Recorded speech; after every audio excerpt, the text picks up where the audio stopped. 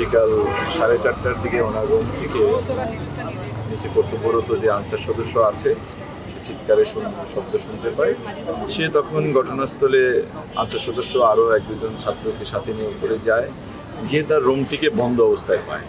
ওনার যে অফিস কক্ষ সেই অফিস কক্ষটি বন্ধ অবস্থায় পায় এবং তারা দরজা ভেঙে ওই রুমে প্রবেশ করে উনি সহ আরেকজন পুরুষ ব্যক্তিকে রক্তাক্ত অবস্থায় প্রাপ্ত অবস্থায় দেখতে পায়। তারপরে ওনাদের আরও লোকজনকে খবর দেয়, বিশ্ববিদ্যালয়ের শিক্ষকরা আসে এবং পুলিশকেও তারা খবর দেয়। যেহেতু ইবি থানাটি বিশ্ববিদ্যালয়ে বলা যায় ভিতরেই অবস্থিত, ইবি থানার এসি সহ অন্যান্যরা যায় এবং গিয়ে ওই অবস্থায় দুজনকে জখমপ্রাপ্ত যে অবস্থায় পেয়ে তাদেরকে এখানে চিকিৎসার জন্য পাঠানো হয়।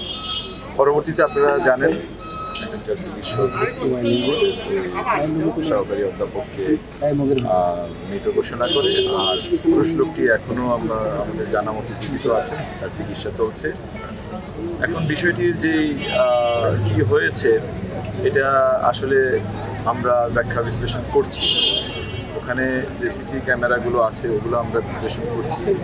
যারা প্রথম ওখানে ওই রুমে প্রবেশ করেছে আনসার সদস্য সহ তাদের বক্তব্য আমরা নিচ্ছি এবং একটা গুরুত্বপূর্ণ বক্তব্য, এটা আমি একেবারে উপসংহার না টানলেও একটা গুরুত্বপূর্ণ বক্তব্য আমরা পেয়েছি।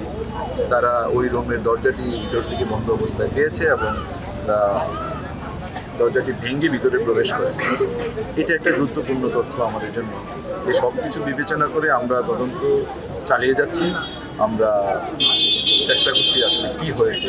এটা যেহেতু দরজাটি ভিতরে বন্ধ ছিল, ভিতরে 2 জন রক্তাক্ত ব্যক্তি, তারপরে দরজা ভেঙে আবার ভিতরে প্রবেশ তাদের, এর সাথে অন্য আরও কোনো সম্পৃক্ততা কিছু আছে কিনা এগুলো আমরা বিশ্লেষণ। যিনি মেরেছেন আত্মহত্যা, আমরা আসলে একেবারে এই জায়গা থেকে কনক্লুশনে আসতে চাই না। এখানে যিনি মেরেছেন এর পিছনে আরও কিছু আছে কিনা এটাও আমাদের তদন্তের একটা অংশ। আমরা শুধু এই জায়গায় এখানে শেষ করতে চাই না, বিষয়টি আরেকটু অগ্রসর হতে চাই।